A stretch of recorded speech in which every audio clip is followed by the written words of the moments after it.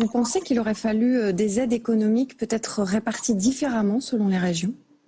Mais je voudrais d'abord saluer ma collègue Cathy Polia-Porceau, qui est sénatrice communiste du Pas-de-Calais et qui a été très présent aux côtés des salariés.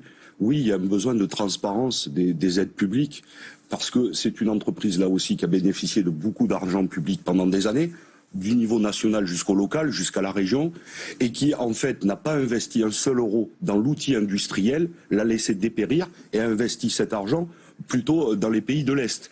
Et on se retrouve à un moment donné où l'outil industriel est extrêmement faible, très vieillissant, et donc la fermeture devient inévitable. Et ça, c'est insupportable. Et par exemple, beaucoup d'argent a été mis sur la table pour sauver les entreprises lors de la crise. Tant mieux, 155 milliards d'euros, c'est pas rien.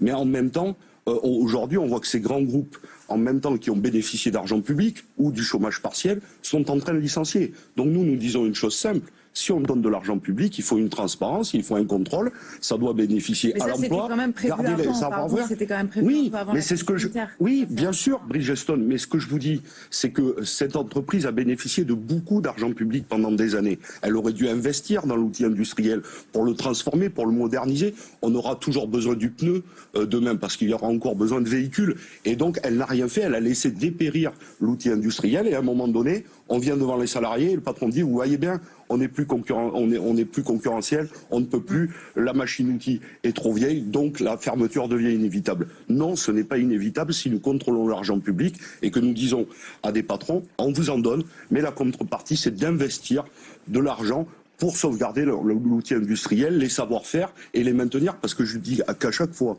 qu'une usine ferme, c'est un drame humain. On va laisser presque 800 personnes sur le carreau. C'est des drames humains, des drames sociaux pour un territoire, mais c'est aussi à chaque fois des savoir-faire qu'on perd.